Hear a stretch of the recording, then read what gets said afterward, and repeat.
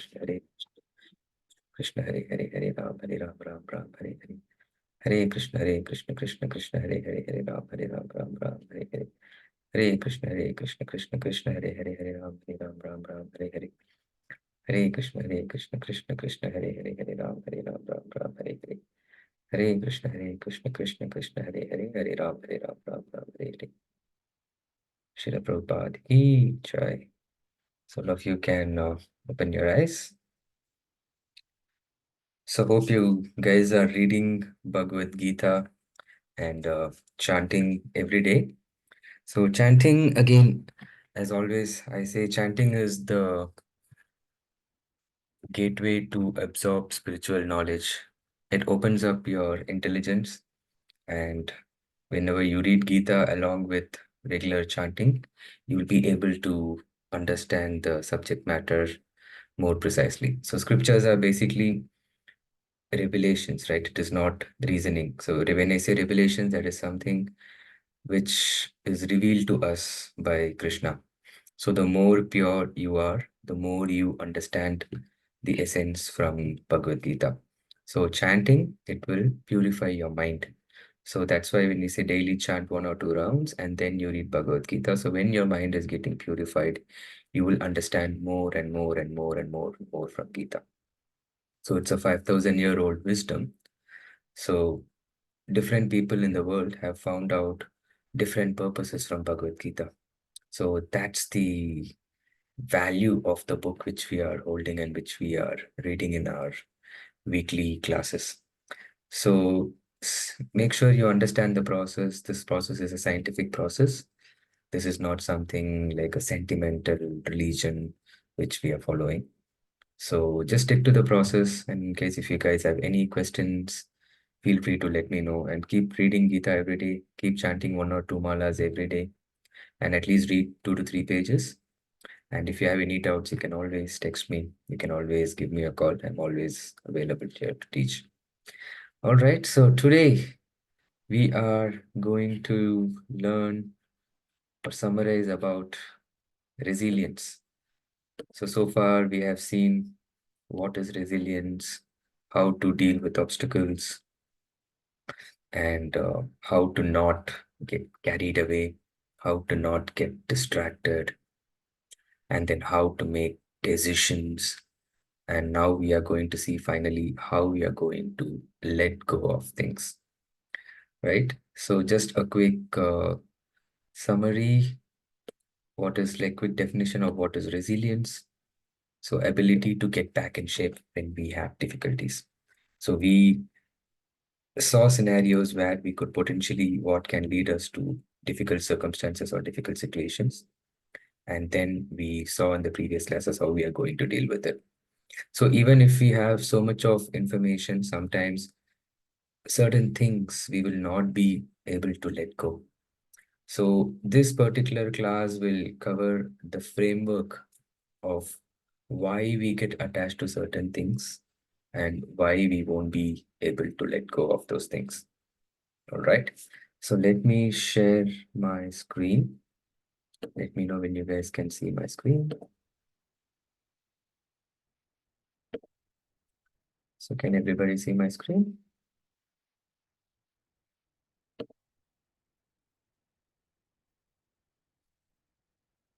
Yeah, can all of you see my screen? It's blank, right? Yes. Okay. Yes. All right. Excellent. So yes, welcome to today's class. And so give me 1 second. It is going from the second slide. Okay.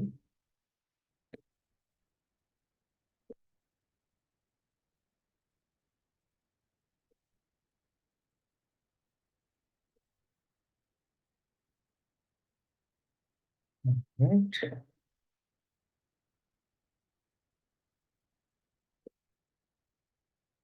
Why am I not able to?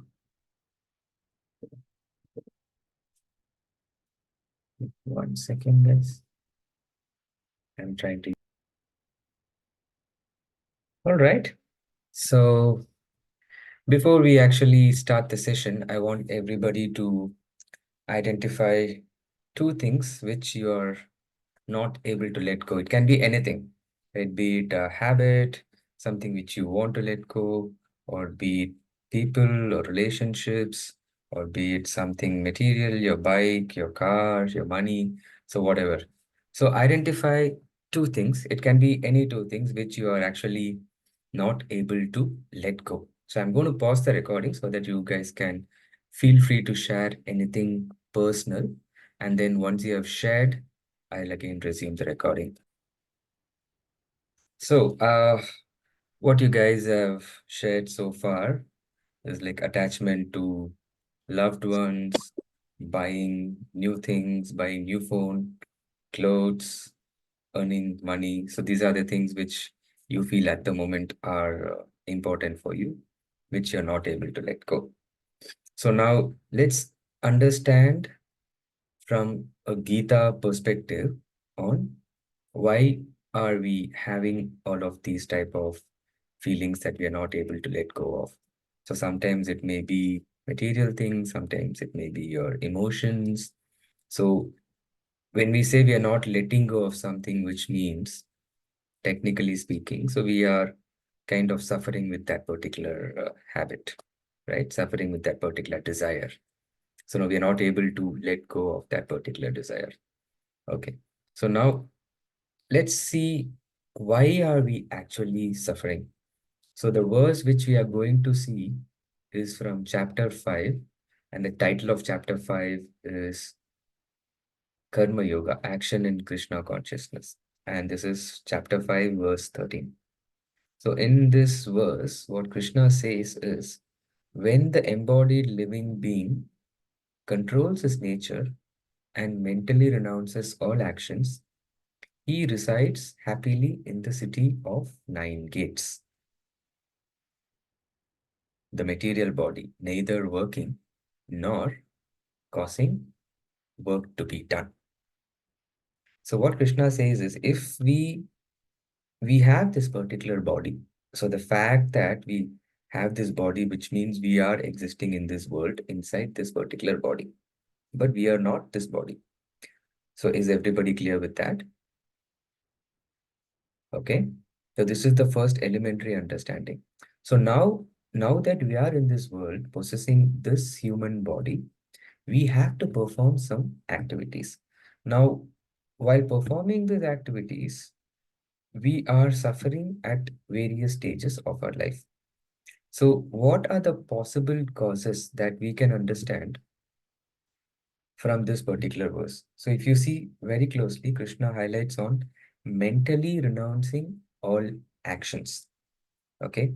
So, the first basic thing is we will actually start suffering because when we identify ourselves with this particular body. So if you see, the soul is placed inside the city of nine gates. So we have, like, when you say nine gates, that's where the life air flows through.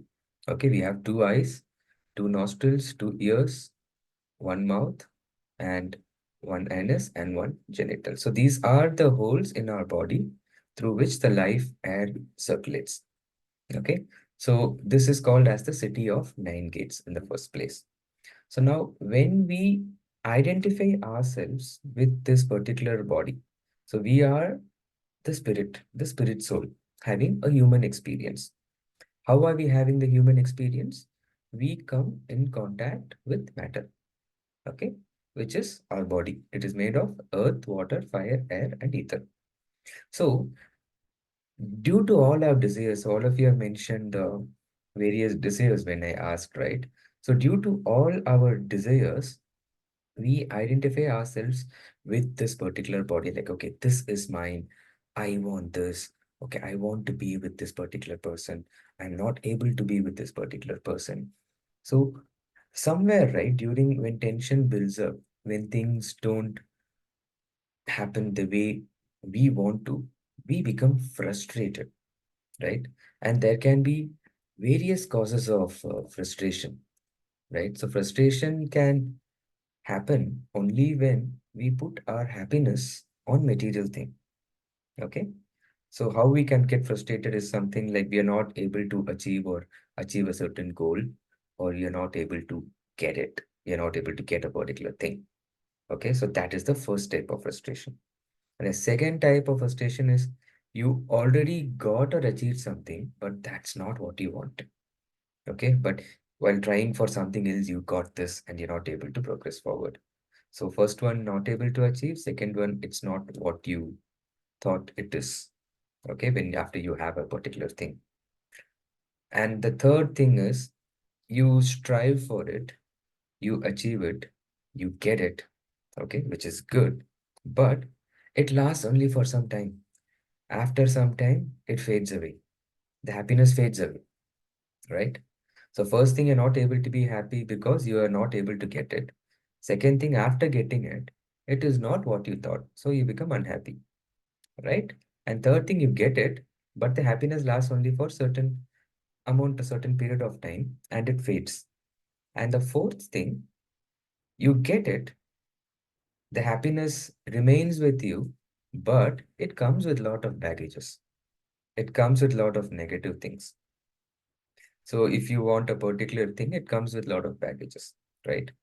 Say, for example, you get a particular phone or an electronic device, but some of the features are not available. But holistically, if you see 9 out of 10 things what you do is available there. Say, for example, my laptop does not have a touch screen, right? You get what you want. So it can fall under, it's a very good laptop. It is powerful. It's exactly performing what I thought it is, and that is also fine. But it comes with baggages. Sometimes I cannot upgrade my software. I'm not able to install new softwares. So these are all called as baggages, right? So say, for example, you'll connect with somebody in a relationship and you come to know that, okay, that person is now having, okay, this is exactly the person whom I want to be with, but a lot of additional responsibilities towards his family, towards his siblings come and fall upon me, right? So that is it. You get it, you get what you want, which is good, but end of the day, you have baggages.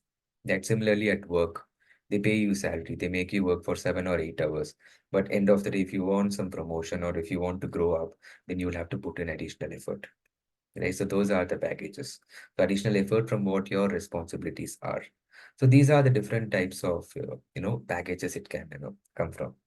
So the moment we have our happiness placed on some object or something, then we forget we are identifying ourselves with that particular object. So we forget the identity of ourselves. Okay, so the first thing what happens is forgetfulness of our identity with super soul. So we somewhere forget that we are part and parcels of Krishna. We are not this particular body. Okay. So we are identifying ourselves with what will make this body happy, with what will make you happy materially. But what is the eternal nature of our soul? The soul is present in our body, right? At the same time, the super soul is also present. So we are all chasing happiness on all the temporary things or temporary relationships. So the nature of the soul is to derive happiness, but we forget that we are spirit souls and we are not owning this particular body. We are renting this body, right? So we are tenants inside this particular body. This body doesn't belong to us. So depending on whatever karma we have acquired, Krishna has given us this particular body. And Krishna has also given us various atmas with different bodies so that we can perform the actual duties of human form of life. The actual duty of human form of life is we can actually inquire who we are. Even animals know what is good and what is bad. What should I be doing? What should I not be doing? Even animals know that. So what is the difference between animals and humans? That we can inquire who we are. We can inquire, okay, what I can do to reorient myself towards the ultimate purpose, which animals can't do. Good and bad, anybody can identify and do, right? Even animals have the discriminating capacity. So we identify ourselves with this material nature, with this body, and we think that we belong to this world. So that is the fundamental mistake which we actually do. So at the heat of the moment, when a problem comes, we forget to understand that this is exactly the trap which I'm falling into, which is exactly the trap which my mind is making me fall into. Okay, agree? Any questions so far? So what is the solution, right? So we are spirit souls having a human experience. So we are temporarily owning this body. So that is spiritual world where we can actually go and be part of Krishna's life. We can enjoy with Krishna, we can serve Krishna, we can take care of Krishna. So we are all stuck in this material world, birth after birth after birth. So how we can get out of this particular suffering? So now the moment we start identifying with a particular material thing, then which means our desires are still there. And we are going to be suffering throughout this particular life. So there is no solution for that. So false identification is the root cause of all the sufferings. And that is because you have a desire which is separate from what is the actual desire of the soul. So there is desire of the soul and there is desire of the body. So we are all trying to meet the desires of our body. Okay. So what is the solution for this is adopting to a Krishna conscious lifestyle. So, a lot of people, right? Like, so basically, you can actually open a cookbook and you can read the recipe. You can continue reading all the recipes. But at some point of time, if you want to taste it, you'll have to buy the ingredients and you will have to actually cook. You will have to make it. Everybody agrees with this? So similarly, Bhagavad Gita or Krishna's teachings in Gita, now say for example, like I'm not commenting or making offense about anybody. So if you see the WhatsApp group, there are like 80 people, 82 people, okay? And so far only two people have left the WhatsApp group. And there are 79 people who are registered and 15 of them came from various other sources. So again, if you see almost 60 plus people in the WhatsApp group, they have registered by their own endeavor. Okay, almost 50 people, they have registered by their own endeavor. And out of which, if you see, consistently, we have only 8 to 10 people. So how many of them are able to, if you see in the first 5 sessions where we explain the fundamentals of Bhagavad Gita, right? So almost 20, 25 people attended out of 50. But now, if you see slowly, when it comes to practicing, when it comes to chanting every day, when it comes to taking up a Krishna conscious lifestyle, so this is as good as reading Gita and shy away saying that, okay, this is not for me. So people may not be able to grasp the concepts. So the process works only when you get all the ingredients and when you start mixing it, when you start preparing the recipe, what is provided, only then you can taste it. Only then you can see the benefits in life. So when we say adopting to Krishna conscious lifestyle, we need to understand we are part and parcel of Krishna. We are having a human experience in this world. We can connect to the super soul via bhakti yoga. So a lot of people they don't want to actually take the effort and connect because they feel that happiness is already there in their life. So say for example, just because somebody says that, okay, I am not suffering, that doesn't mean I'm actually happy. You're not sad, actually doesn't mean you are actually happy. Doesn't mean actually the soul is happy, the soul is nourished. So only when you actually start adopting to a Krishna conscious lifestyle and do the A, B, C, D, E of the spiritual handbook, which I sent. A for, associating with people, mingling with spiritual people. B for book reading. C for chanting. And D for devotional service at home or at temple. And E for eating prasada. So only when you mix, these are the five ingredients. Only when you mix it with the proper quantity, only then you will be able to taste the particular happiness.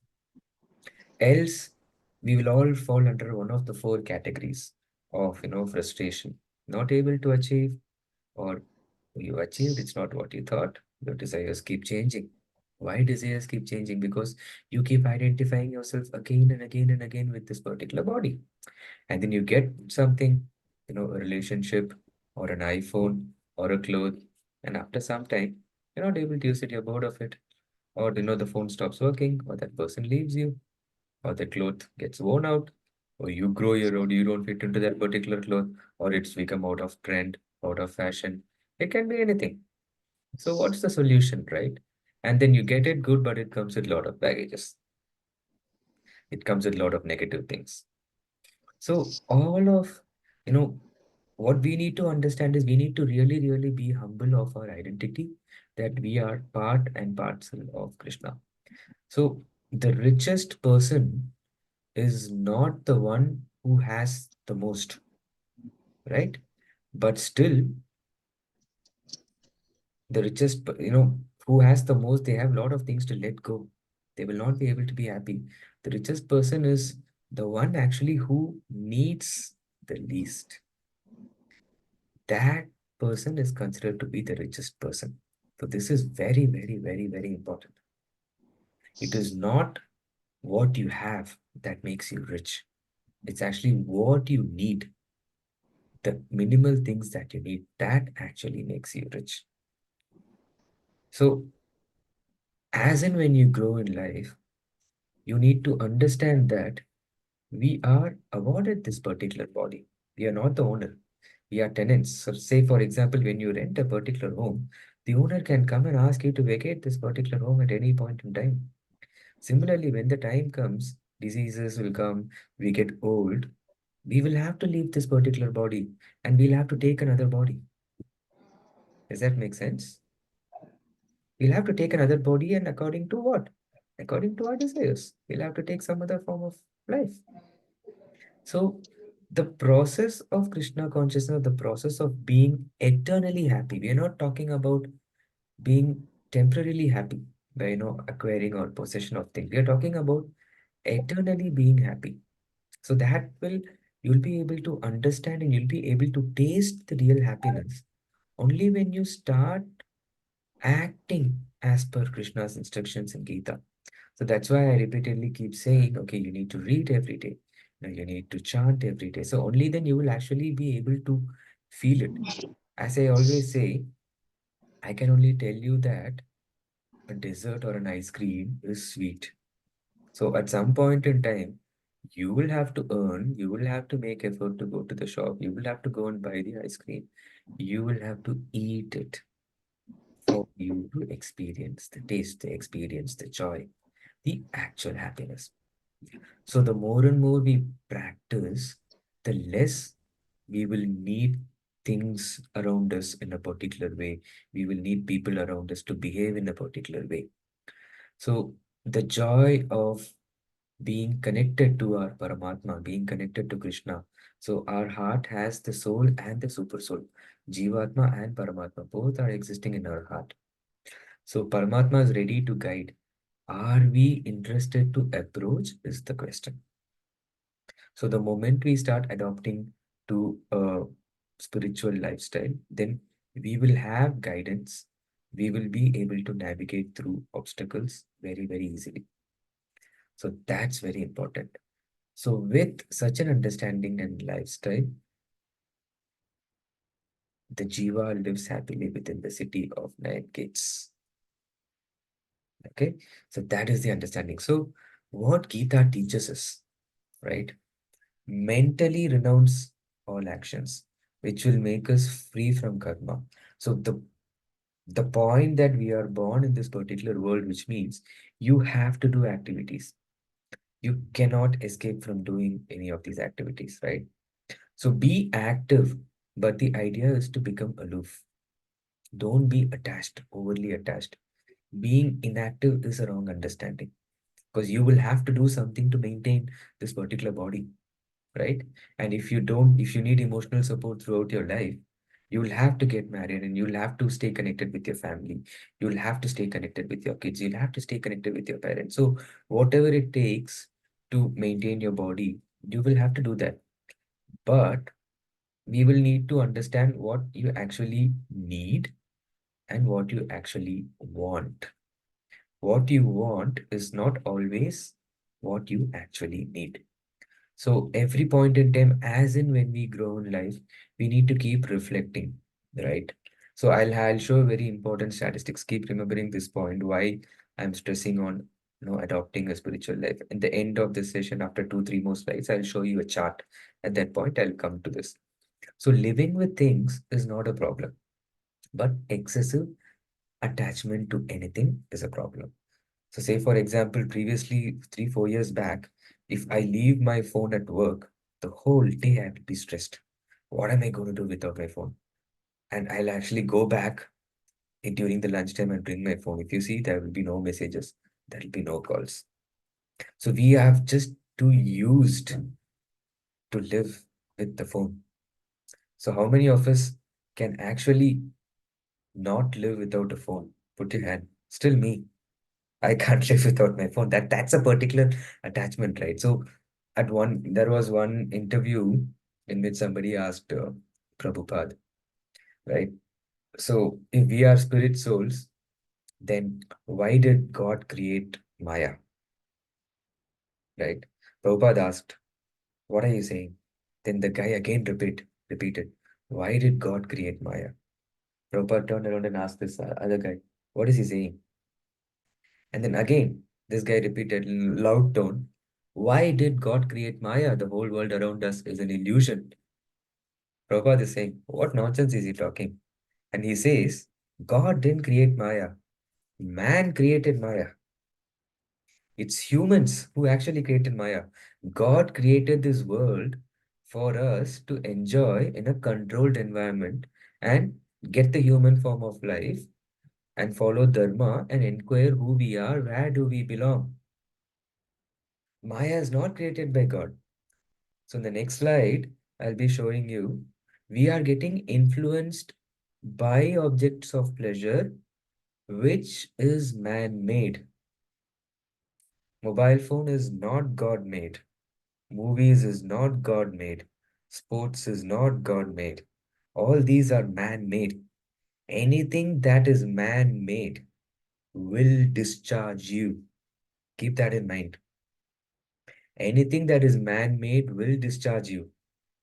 That is why when people are stressed out, when people are burnt out, they completely disconnect and they go and connect with nature. They go and connect with all this vacations, beaches, parks. So anything that is made by God will recharge you. So it is very, very important for you to understand how we are getting tired, how we are getting distressed, how we are becoming influenced.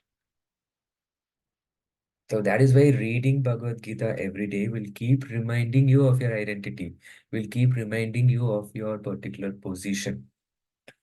So moving on to the next slide, this is the next sloka. So we are talking about man-made Maya, right? So Krishna has two energies. One is called as his internal energy, okay, which is called as Antaranga Shakti, okay, and the other one is called as his external energy, which is called as Bahiranga Shakti. So this material nature is his external energy. So Jiva is called as Jiva Shakti, which is part of Krishna's internal potency. That's why Krishna says, every scripture says we are part and parcel of God. So we have our free will.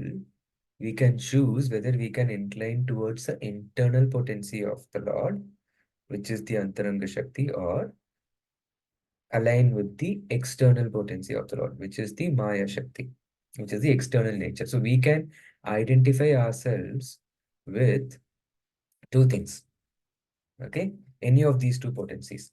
So why we actually suffer, okay? How things work. When I'm saying that, okay, we don't identify yourself with this body. Okay, fine. Now let's take it into a much deeper level.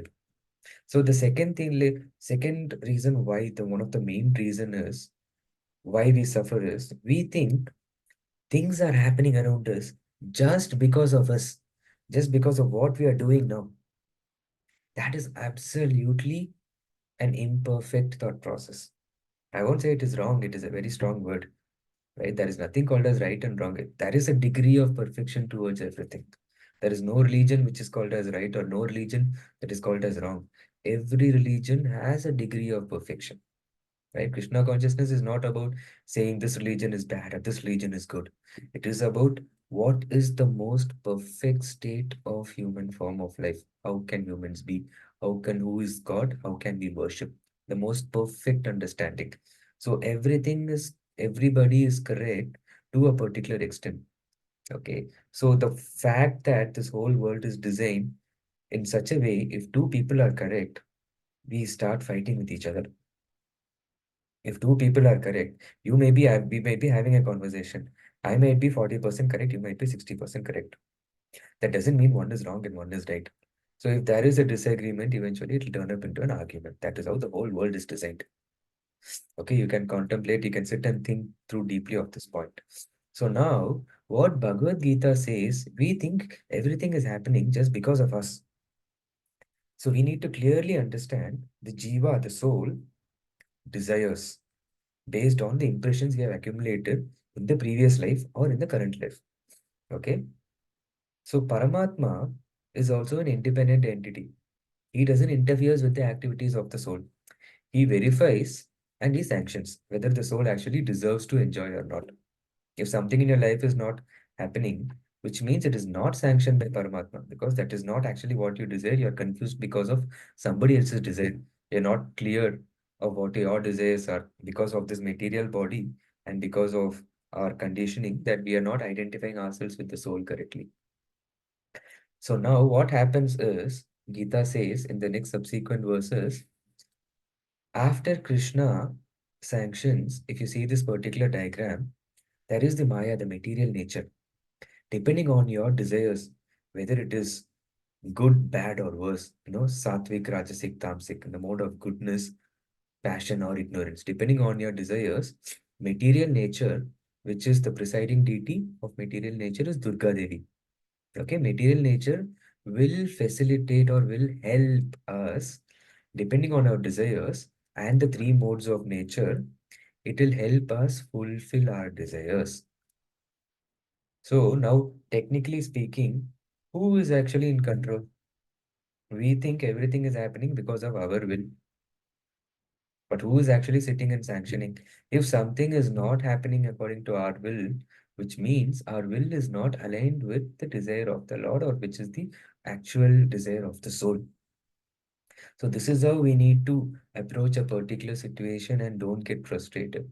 So if we understand this particular concept and if we integrate this into your lifestyle, right? And if you can pinpoint where exactly your desire is coming from, your life will be very, very, very, very happy. Anything that is put in front of you, you will be able to let go. At the same time, we will have a question, then why do bad things happen to good people? So not everything you'll be aware of what you decide at which lifetime, right? The law of nature is actually perfect. The Vedas says this. So Krishna's calculation will never go wrong. It won't be too less or it won't be too much. You'll get exactly according to your particular desire. So COVID happened. A lot of people will be unhappy. But you never know what are the calculations or the desires or impressions from the previous life. So people who does not have the correct understanding of who they actually are and what this world is made of, which we saw in the previous class, Dukhalaya Mashashvatam, which means the world is full of miseries. And also we saw happiness and distress are like summer and winter season. So there are sufferings all over, right? There are three types of suffering, which I said in the class, in the previous classes. The one is the sufferings due to your own body and mind. Mind is very unstable, mind is very restless. Anybody who takes human form of life cannot escape from these three sufferings. So the first thing is sufferings of your own body and mind. The second thing is sufferings from the other living entities. And the third thing is suffering from the natural calamities, right? And this particular world, everybody wants power. Everybody thinks they are in control. You can't go and change it. So now one country's actions will influence the other country in the term of military movements or in the term of currency markets or in the term of foreign exports and imports. So whoever thinks they are in control without the right understanding of what they are actually supposed to do in this particular world. So that is why these things cannot be fixed. You need to understand the higher purpose, find out your purpose and align it with the higher purpose, and then just move on. No, there is no point taking anything too heavy on you. Everything is happening as per your desires, either in this lifetime or in the previous lifetime. Whether you're able to how quickly adjust to it or adapt to it or accept it and integrate it is the question. So these are the verses, the subsequent verses which Krishna says. The embodied spirit, master of the city of his body. What is the city? The nine gates, right? This particular body does not create activities, nor does he induce people to act. Everything is facilitated by the material nature. You see this particular diagram. If you keep this diagram in mind, if you see Maya Devi is actually making you do the actions. You see all those threads coming out connected to hands and legs. So she makes you act according to the three different modes of your particular desire, three different modes of nature: goodness, passion, and ignorance. And depending on what your desire is, she makes you act through this body. All this is enacted by the modes of material nature. So these are all very, very important concepts. If you remember this particular diagram, you'll be able to let go of many things basically. Very, very easy. So that's why I put this diagram from one of my mentors' slides. Very easy to understand. And text 15 and 16. Nor does the Supreme Lord assume anyone sinful or pious activities. The God will not take karma. Embodied beings, however, are bewildered. Bewildered means getting confused because of the ignorance which covers their real knowledge. So we think making money is reality, buying a nice house is reality, doing everything, saving wealth for next generation is reality, making the next generation life comfortable is reality, giving pleasures to parents is reality, so serving my husband or wife is reality, right? You're not connecting the reality to the highest purpose. The moment you connect, which is called as Varnashram Dharma, by following the four relative principles and adopting a Krishna conscious lifestyle and doing your duties as a service to Krishna, right? The moment you do that, then there is connection, and then sufferings will reduce, or you will be able to accept what comes in your way. Else, you'll keep regretting, you'll keep venting throughout your life. So, what does Krishna say in text 16? When, however, one is enlightened with the knowledge by which nescience is destroyed, where ignorance is destroyed, then his knowledge reveals everything as the sun lights up everything in the daytime. So once, what is the real knowledge? Real knowledge is not what you have studied from class 1 to 12 or in your high school or in your universities. Real knowledge is understanding your identity and who is in control, what is your purpose. We are not the owners of this body, and we are tenants inside this particular body.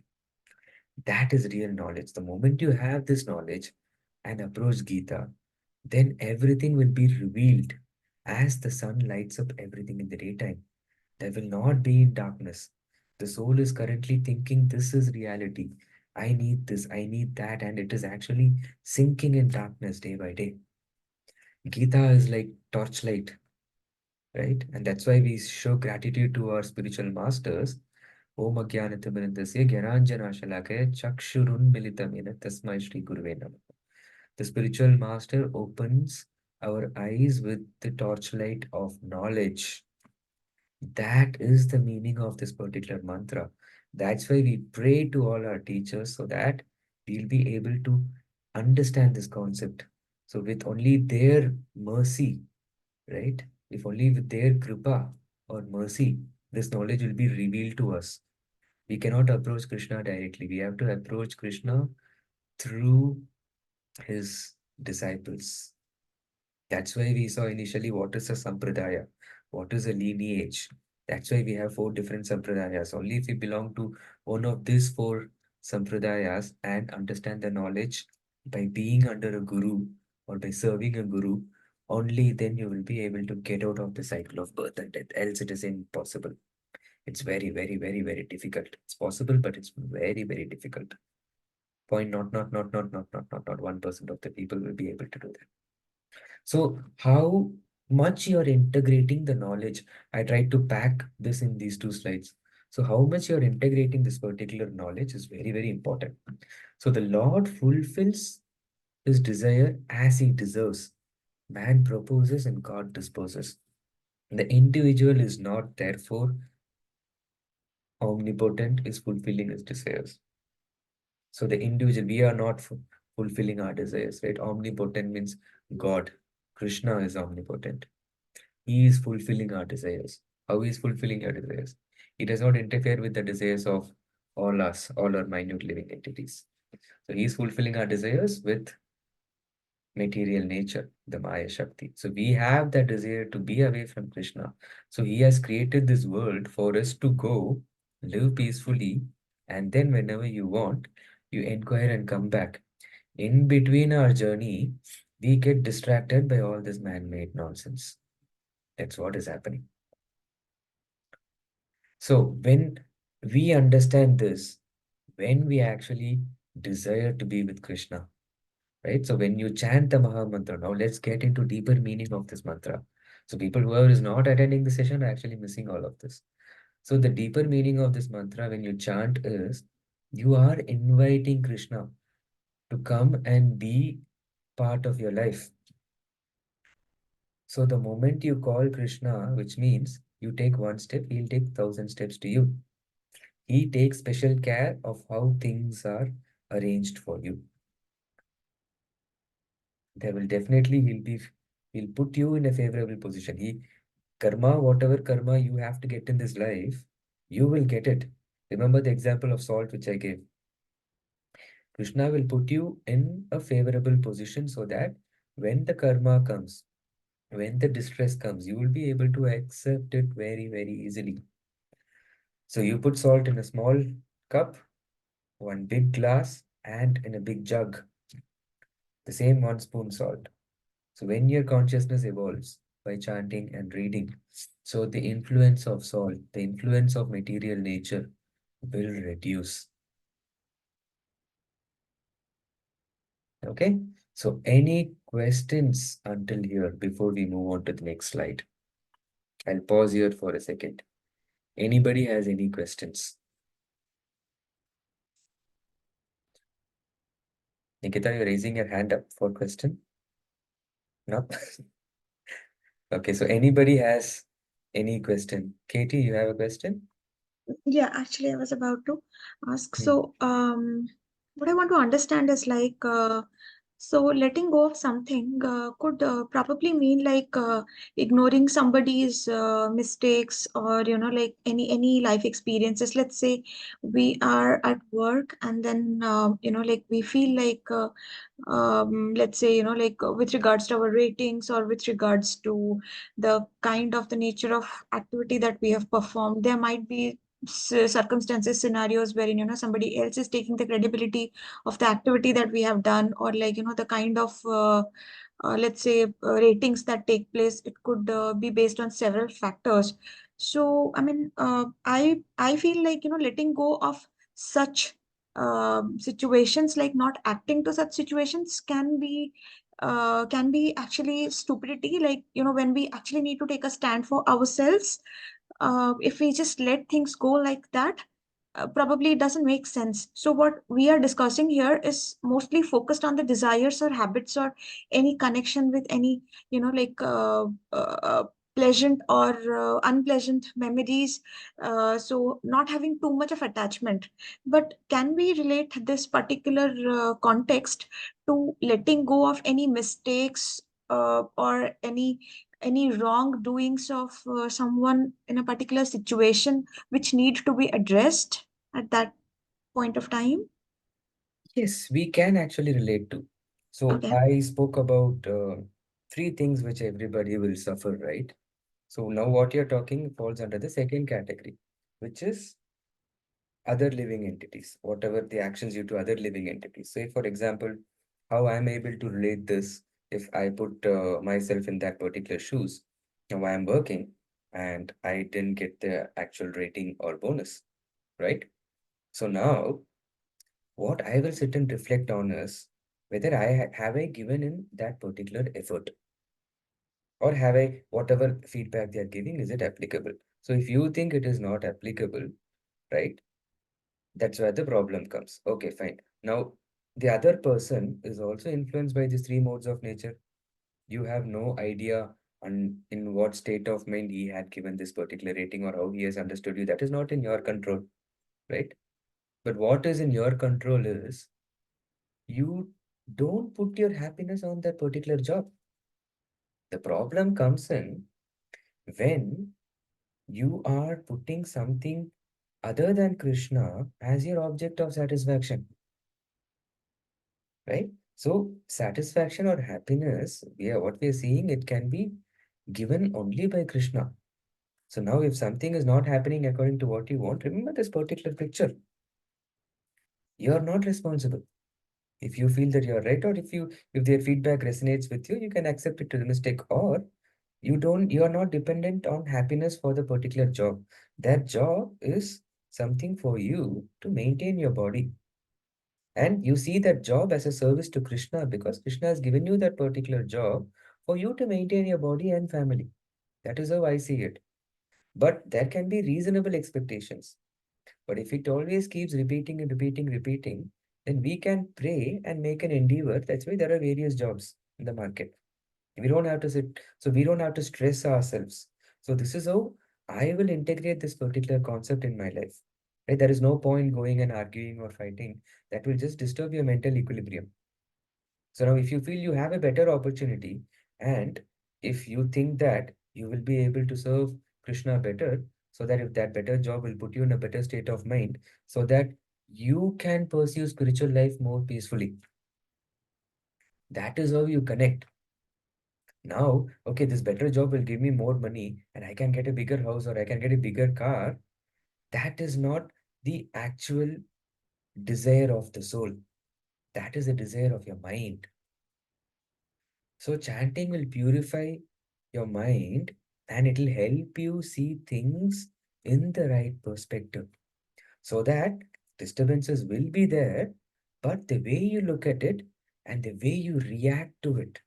See, it is not something, it's very, very important, right? Like, it's not something saying that give up everything and it means that, dedicate everything to Krishna, leave everything to Krishna. You will have to see how I can connect that particular situation to Krishna.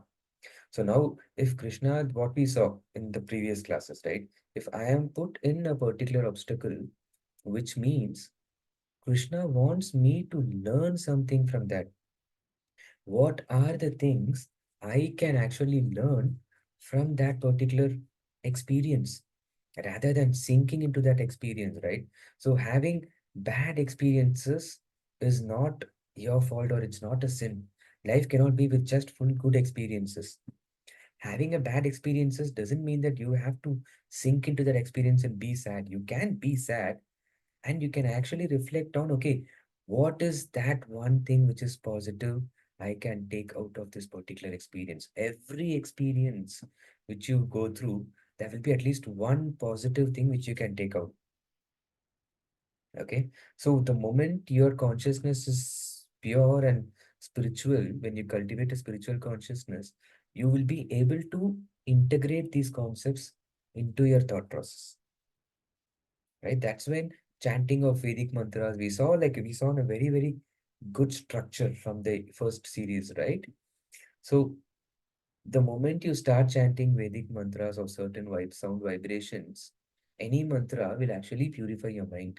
Why Hare Krishna Maha Mantra? Because that is the conclusion of all the Vedic scriptures, the Upanishads and the Puranas for this particular age, which is Kali Yuga, right? So for this Kali Yuga, this Hare Krishna Maha Mantra, it comes from Kali Santarana Upanishad. This Hare Krishna Maha Mantra is the easiest and the most beneficial. But at the same time, it doesn't mean other mantras are not beneficial. They will have their own rules and regulations and obligations. It all comes with, we discussed, right, coming with baggages. Every mantra comes with some baggage or the other. You may not be aware of it. There are so many rules and regulations to chant Om. There are so many rules and regulations. If you want to possess Rudraksha, there are seven, six or seven different types of Rudraksha. It comes with obligations. Yes, it has its own benefits. But this Hare Krishna Maha Mantra or this Tulsi Mala, it comes without any obligations. That is the key. This is like a free Wi-Fi, guys.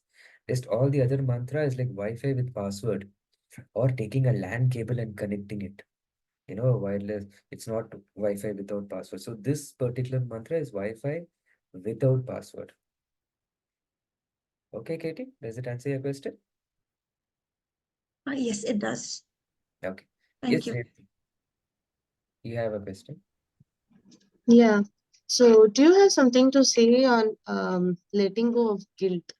So, I mean, in life, we accumulate a lot of guilt over time, right? Like, Mm. what how we could have better dealt with certain situations, or how we could have better taken care of our parents, of our kids, or of how better we could have done Mm. some work. Over time, a lot of guilt accumulates. So, how do you get let go of the guilt, and or how do you? Sometimes you know you've made a mistake, and then you can't probably like go back and fix it, or those kind of guilt. How do you let go of it, and how do you move on? So the answer is in front of you in the screen. So you're not the doer. So if you think that you are responsible for everything, then that's where the guilt comes. So right now, see, if I sit now and reflect on my previous 30 years of life, right? Previous 30 years of life, okay, I can easily do a retrospect and see, oh, I have done wrong things here. Because your consciousness keeps evolving, your experiences keeps improving, you keep gaining new knowledge. Humans keep evolving. The next generation, if you see the generation which who have come after us, they are like more smart. They learn things much faster. What we learned in school is not the same as what the other generations are actually learning in school. So there is a lot of difference.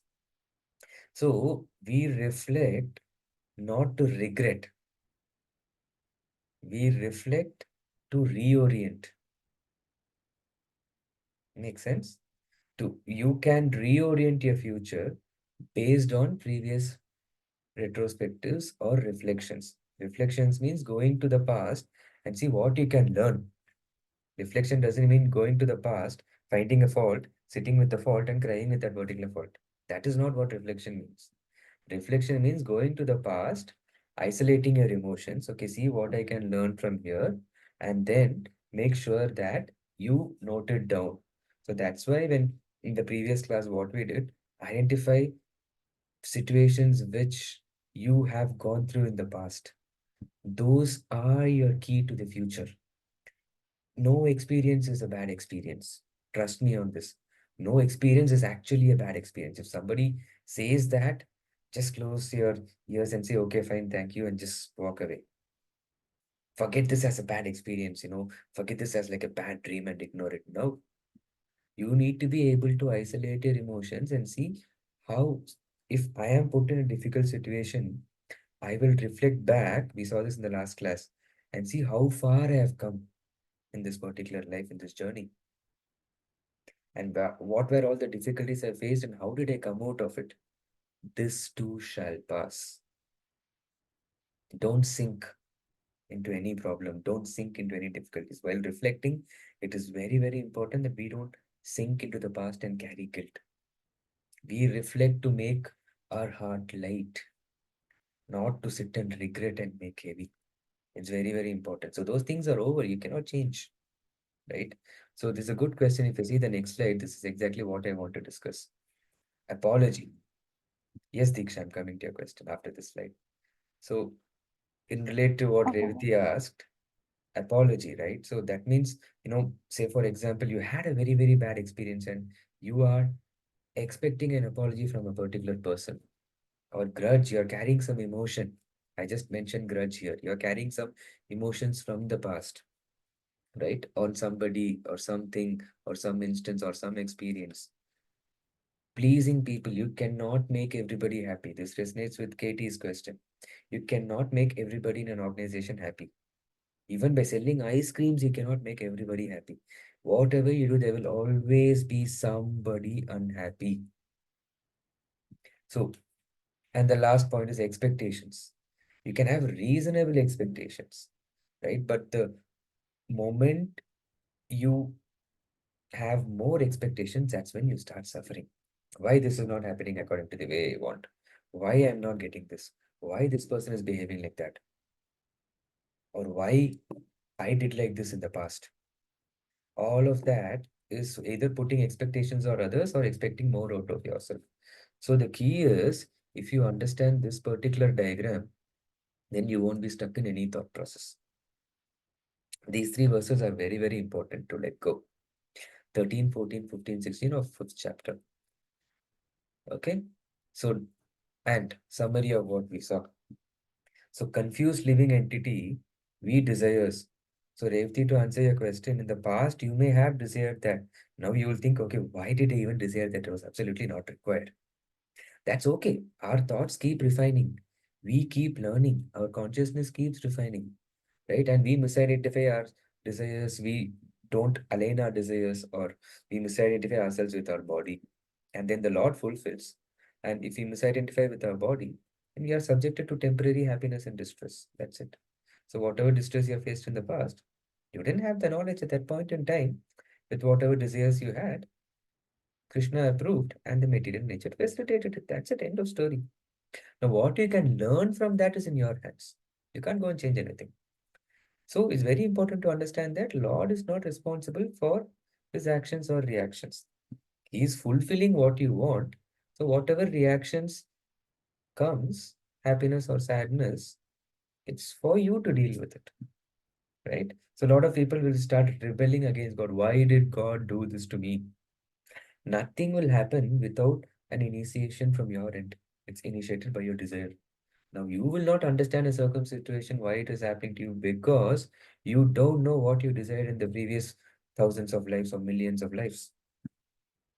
That is what Gita is teaching us. Now, we had a question from one of our students in the previous classes. Why Krishna took all my memory? What if you have done something terrible in your past? You cannot live with whatever memory you have in this life, as Revati said. You cannot live with the few past experiences which you had few decades back, few years back. How can you live with so much of memory in your head? It's practically not possible. Okay, so yes, Disha, what's your question? I was just asking, like, I wanted to ask you the question about the previous slide. Can we go to the previous slide, please? So what is the question? So my question was like, you were saying that um so Maya Devi is controlling our actions, like those in that part. I just wanted to ask you, just like sometimes what I do is like it is a stupid question, but still I'm just saying I'm just saying.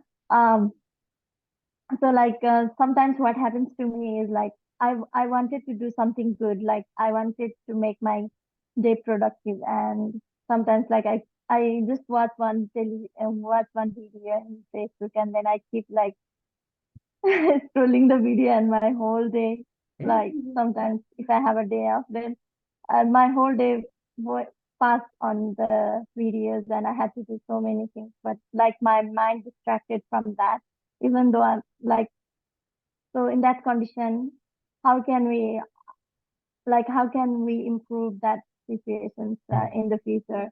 So that like I have a desire that like I wanted to do good in my life. I want to make my day productive, You but have a still like desire to be good, I'm be getting productive, but addicted to you're the getting video. Yeah. distracted.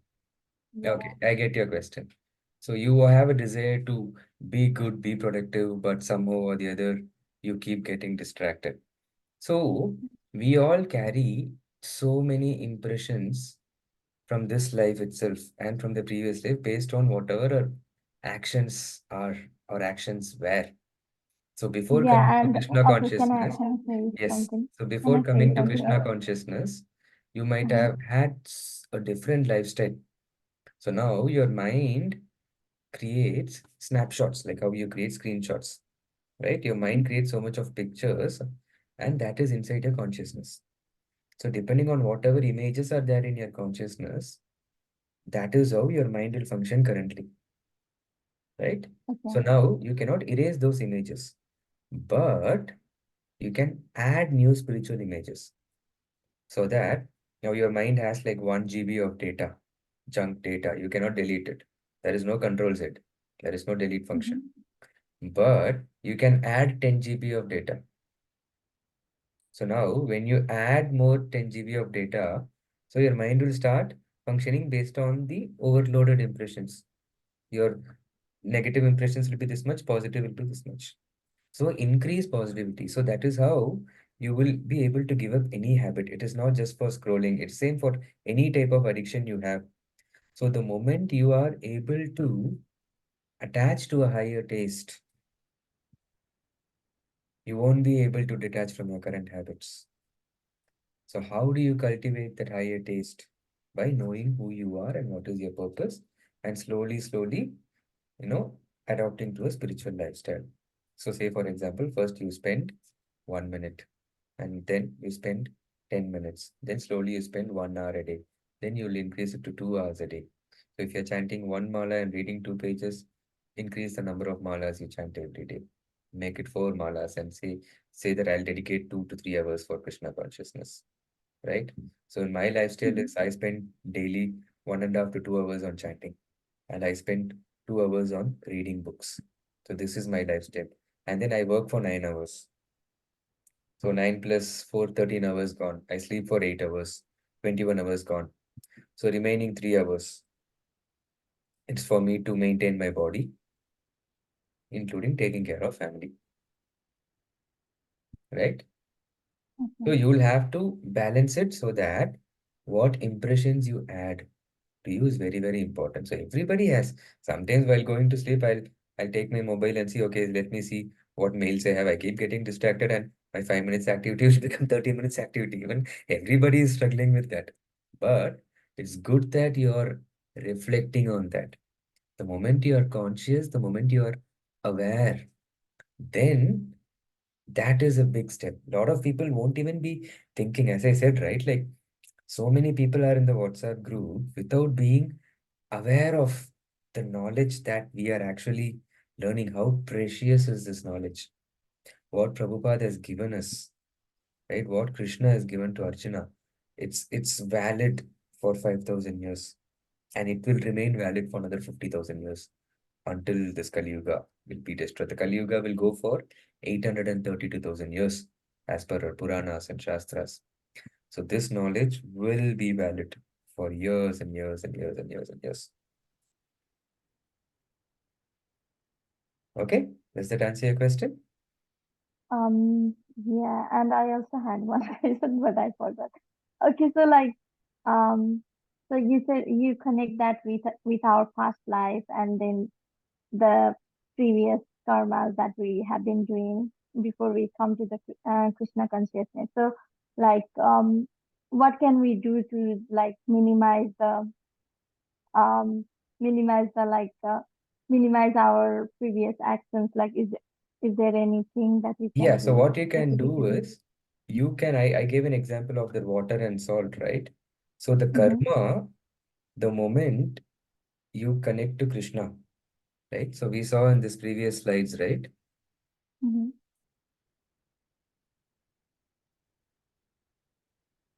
If you go back in this particular slide, we saw the moment you connect to Krishna, see here.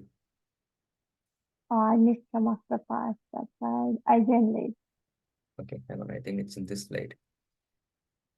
Yeah, can you guys see now? Yeah. Are in control slide? The moment when one desires Krishna, Krishna takes special care. All you have to do is follow Krishna consciousness properly. Chant, read Gita, come to temple once a week, do small aarti in your home. So the moment you are connected to Krishna, that means you are inviting Krishna to be part of your life. It is his responsibility to make things easy for you. Okay, and Lot- also one last question. Hmm. Okay. Sorry. One last question. Just like my friend was in difficult situations, and then I wanted to like listen to her story, and then help her to get come out from that mental situation. But she is like still telling me story, crying, and then sometimes I also get attached to that feeling. Yes, So yes. like how can I encourage her to like, is it okay to get involved in her situation and then try to uh bring her like try to help her to come out of that situations by explaining different stories Hmm. and things, because I have heard that like sometimes This is a very if good question. we listen to somebody's story, then Yes, yes. that will happen that we have to tell our story to That is somebody true. else That is true. as well. That is true. That is So true. I don't So want to attract the negativity. I I get just your want to question. help her. Yeah. I understand your question. So when you are in Krishna consciousness, right, you are able to discriminate things in a much, much better way than others. Okay, this is a very good question. So now you will see other person suffering, right? So Mhm. it is not your responsibility to save the other person. Okay, you are not in that qualified position. Okay, Yeah. number one.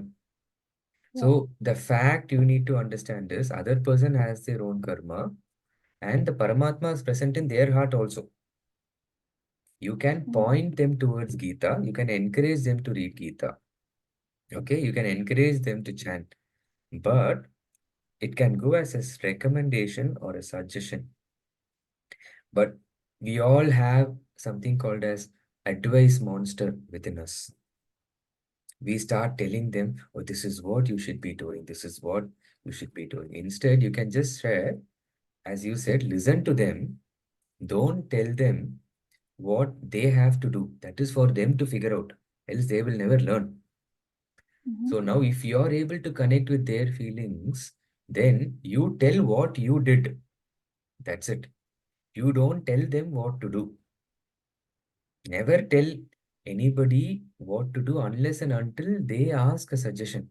Because we will be clear when we are practicing Krishna consciousness, we will feel like we are saving the entire world. All scriptures say, all the Puranas and Vedas, even what they say at time of difficulties, first make sure that you save yourself and your family first. Okay, so who are qualified to save others or advise others is people who are completely renounced, who have taken sannyas, or people who are in the guru's position, right? So unless and until if you are in such a mentoring position, or if you have taken that position as a part of any organization to handhold Yeah. somebody, don't advise anybody or don't, get involved too much in their affairs. So if you feel like helping, navigate them to people who are qualified to help. Okay, or you maximum what you can do, you can give them a shoulder for them to rest on. If you have that capacity, if you have the time, just do compassionate hearing. That's it. The moment when you start talking to others, which means you are releasing emotions from your heart, that that in itself is therapeutic, but that is not therapy, right? That is therapeutic, which means you people who are in compassionate care or mental health, you will understand. All people need is somebody to talk to. That's it. The moment they talk, automatically we listen to them without judging them and then give an emotional support, they will automatically find their way through their emotions. So it is just that for some people who are not Krishna conscious, we are able to understand why we are suffering, and we saw that very clearly, and we integrated that in our life. We are relying on Krishna to control our lives.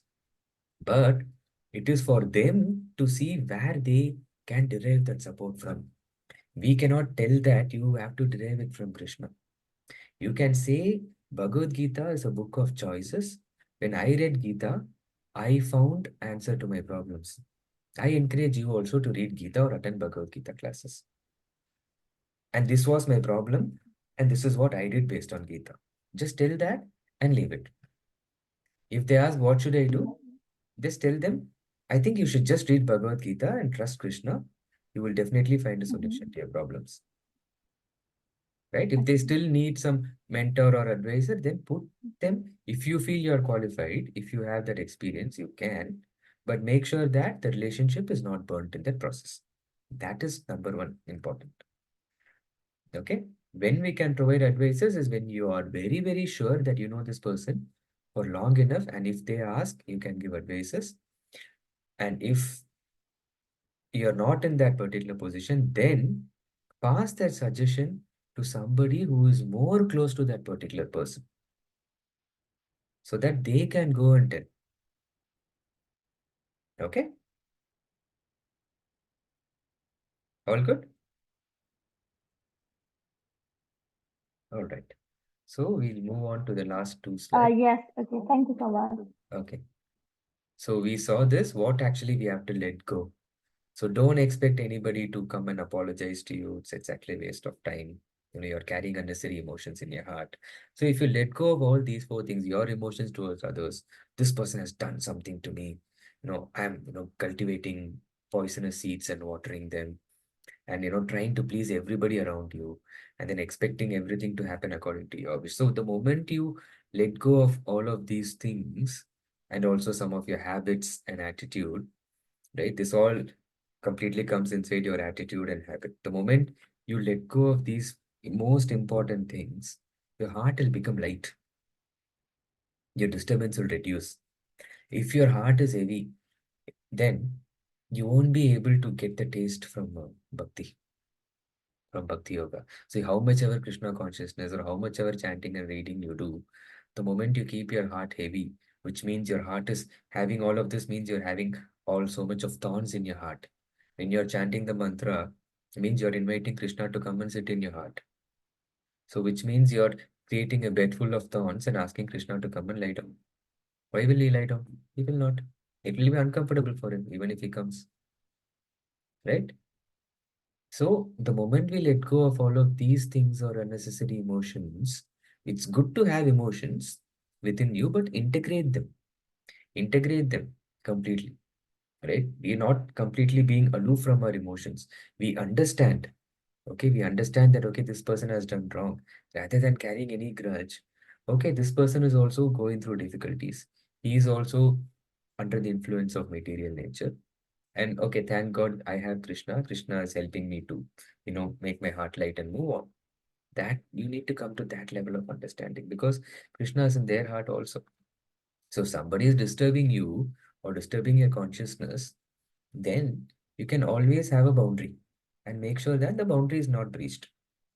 So defining boundaries in any relationship, be it husband, wife, kid, daughter, grandparents, parents, any relationship, you need to have a healthy boundary. At the moment you take a Krishna consciousness, then even within your family, there can be people seeing you in different vision. Right? What is this person doing? So you always good to have healthy boundaries. Okay, so you need to draw a boundary. If somebody comes and asks, okay, like all of a sudden, why are you following ISKCON? The point is not with the organization. Always tell them, I am following Krishna's instructions in Gita. Unless and until you know what ISKCON is clearly doing, don't talk about the organization. Right? Any organization is man-made. No organization is perfect. Okay, so I am here to teach what Krishna has mentioned in Gita. I am not here to sit and promote the organization. Okay, so if you understand what Krishna has mentioned in Gita and what is the importance of coming and doing service in the temple, then you will go to any temple or any organization which is facilitating Krishna consciousness or which is facilitating any form of Vaishnavism. Okay. So come to that particular understanding. And this is how mostly like this resonates with the question which Diksha asked, right? So what attracts us to other people? So we get attracted, this is how our life will come. Life will progress. We get first attracted by bodily looks, and then material achievements, what they have achieved, oh, that is the definition of success. And then, this person is providing me emotional support. I'm able to go and drink with this particular person. I'm able to go and watch a movie with this particular person. And then intellectual interest. This person is intelligent. He's giving me good ideas. So the more higher you go, and I go and mingle with this person because this person is spiritually elevated.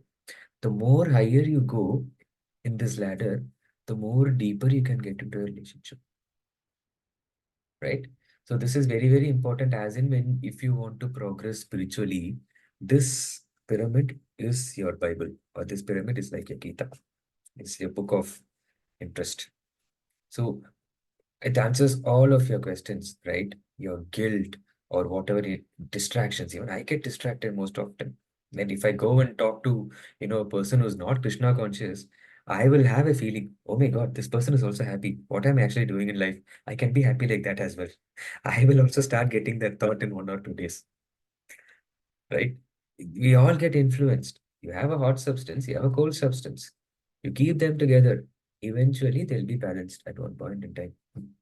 That is why if you're spiritually elevated, to maintain that elevation, it is not possible unless and until you mingle with somebody of the same level. If you keep mingling with people who are here, then you will also come here. You are what your association is. But certain instances at work, or all our previous friendships which we had, previous relationship which we had, we cannot avoid. So what we can do is not detach forcefully from all of that, but you have your previous life and you have your current life. So in order to progress, you increase the balance here. You make more new friends, you make more spiritual friends. You start giving more time here. So automatically the interest fades away. Krishna talks about this in the 15th chapter of Gita, right? So in mindfulness, we'll talk more deeply about all of this. So that is the essence. We are not here to forcefully detach from anything, because we all acknowledge and agree that every experience or every relationship in life, there was something good which we can always take away. But don't get influenced with all the unnecessary things, because we know what Krishna is telling in Gita. That is why we stress to keep your intellect level strong and to not forget what Krishna's instructions are. Every day, at least 1 or 2 shlokas. Every day you keep, the more you grow, the more you experience, the same verse will teach you new things. The same Gita shloka, different people will have different perspectives. There are a lot of lectures online.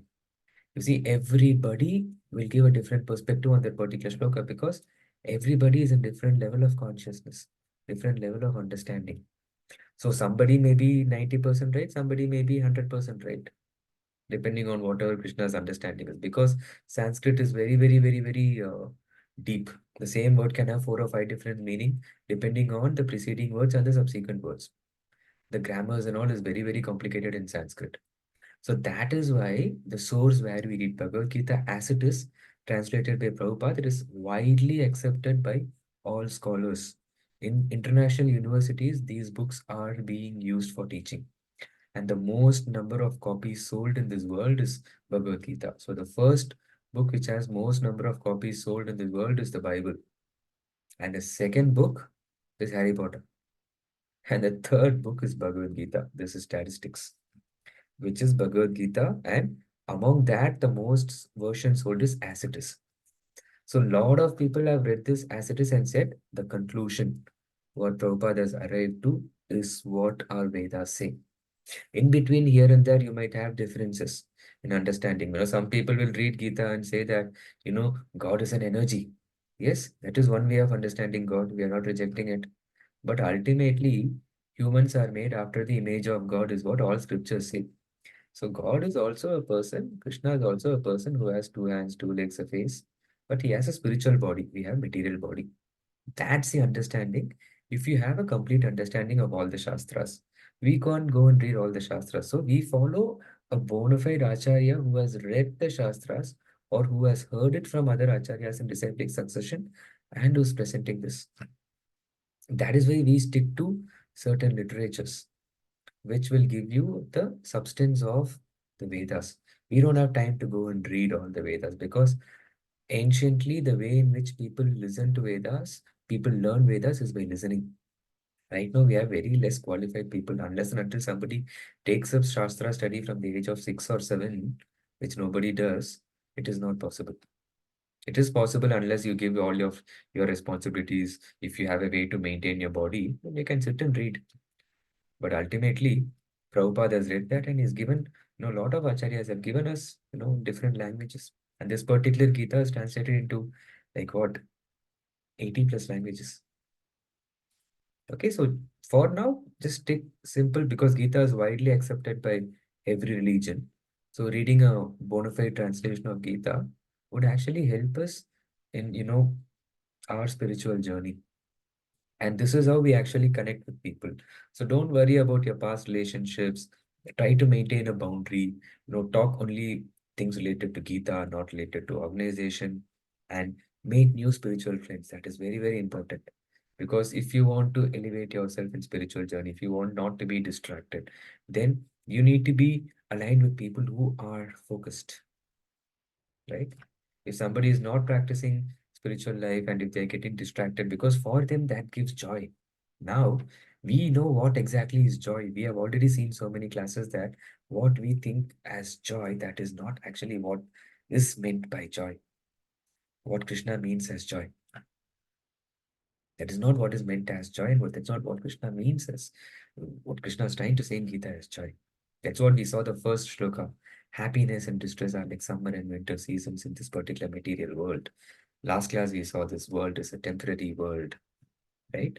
So we are having a particular body for a certain amount of time. So and after this, we are not owners of this body, we are tenants. And after this life, if, depending on the purity of our desires, we'll take another form of life in some other planet. But if we want to completely take a spiritual body and go to the spiritual planet, then we'll have to purify our consciousness. And our consciousness is like a TV. You go and take a remote and tune the channels, right? So depending on what you see, accordingly, your consciousness will be tuned. So if you associate with spiritual people, your consciousness will be elevated spiritually. If you associate with material people, your consciousness will be elevated materially. And there will be some people who are saying that, okay, this is one your spiritual lifestyle, but I just pray, sit and pray for 10, 15 minutes in my home. And you might find that very easy. Your mind will choose the least resistance path. That's why we have mindfulness from the next session. So we'll have to train our mind because this particular process is coming from Upanishads and the Vedas. So any sort of mantras will purify your mind. So we know who Krishna is, we know his address, we know how he looks, and we follow a particular set of process. Okay, so that we attain the topmost perfection. So that this process is very, very simple, and relatively this process is very, very easy. So, and why Hare Krishna Mahamantra? Because this mantra is considered to be the most beneficial as per the Vedic scriptures. Every mantra has its own benefits. So depending on what mantra you chant, then you will get that benefits. And this mantra, there are no restrictions. So that is why we are chanting this mantra. So rather than explaining all of these things without reading Gita, first we'll have to read Gita fully and we'll have to integrate our lifestyle and we'll have to live to experience.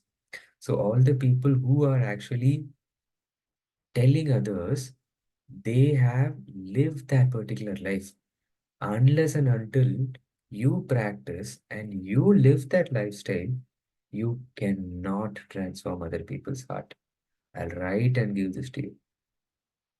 So all we can make sure is give them the emotional support, show them the direction. But unless and until you are practicing and integrating it into yourself very, very nicely, I would say help them through somebody else. Okay. So moving on to the last slide. I said I'll come back to this, right? Like, okay, I'll have to change the heading here. So this is very, very important, right? So this chart is a study which was done by Keshav Swami, Swayam Bhagwan Keshav Maharaj. I sent a video on the WhatsApp group, right? So he presented this in one of his seminars. So I took it from there. So I have to give credits to him. So he has analyzed the time spent, right? If you see the curve, the first dark blue curve which is coming from first dark blue curve which is coming from here, right? It goes from here, right? Time spent with parents, siblings, and family throughout our life. And see, time spent with children and time spent with co-workers. When do we spend more time with, how do we spend co-workers? So if you see, this was a study done, the time spent alone, that alone keeps increasing in your life. You see this graph? It keeps increasing. That is your time spent alone. So now, what are you doing in that time is the question. How wisely are you using? Now we know the ultimate goal of life. Now we know the purpose of life. So the more you grow, the time you spend with yourself, it increases. The time you spend alone, it increases. So slowly, slowly, how much we are integrating Krishna's teachings of Bhagavad Gita in your life, your future, your afterlife. Hare Krishna is like your afterlife insurance. You get insurance for your current life, right? So this Hare Krishna, Krishna consciousness movement is like an afterlife insurance. So at the time of death, what is your consciousness? Depending on that, you get your next life. The moment at the time of death, you remember Krishna. We are preparing our entire life. We are preparing to remember Krishna at the end. That is why we are chanting this mantra. So unless and until people who are, following classes or reading Gita every day, it is too hard for them to understand. That's why I'm saying don't take the pain of explaining unless and until you are living that lifestyle for 3 to 4 years. So if people come and inquire, when you start living, when you start practicing, there will be changes within you. People will observe changes. You will attract people because you are cultivating qualities of Krishna, what Krishna says in Gita. So the moment you cultivate those qualities, you will start attracting people. They will come and ask you, right? We will understand the concept. We will see, oh no, this person is suffering, this person is suffering. It's okay. Calm down. We are not envious of them. But yes, if they ask for help, we will help, but we will not give advices. We will tell what we have done. That's it. This is what I have done. Maybe you can read Gita and see, or you can adopt these practices. My practices may work for me, but it may not work for you. So it is for that person to evaluate, right? So put them in the accountable situation when you talk to people and talk only Gita. Don't take organization. Put them into an accountable situation. Oh, okay, this is how I have understood Gita. So they might, simply see WhatsApp messages, nonsense Facebook messages, some forwards here and there coming from SMS, and they say, oh, this is what is happening. This is how religion is being happened today. But we have words on paper. We have Bhagavad Gita in front of us. We have books. Or we will say, okay, fine. Oh, this is what I understood from Bhagavad Gita. Maybe where are you telling from? Can you please show me what are your sources? Now we have not our education system, be it India or Nepal. Our education system has not taught us how to validate two different information and see which actually makes sense. Somebody tells we believe and we start doing it. Right? That's why we are here to answer all of those questions. If you have information from anywhere, if you have information, okay, this is what Bible says, this is what other religion says, this is what my parents said, this is what my grandparents said, this is what other Hindus are saying, which is the most efficient, how to synthesize all of that? Nobody knows how to do it. So that is why, when we are actually practicing in the beginning stages of Krishna consciousness, so we'll have to read Gita every single day. Else anybody can, come and brainwash you immediately saying, why are you even doing that? No, this is actually very easy. Automatically, if your mind is not stable, it'll get attracted like this. Okay. So this is the last slide. And with this, now quickly, we'll take 1 minute from everybody. What are the two things now you think you have to let go? Reflect on it. I'll stop the recording so that you can share things freely.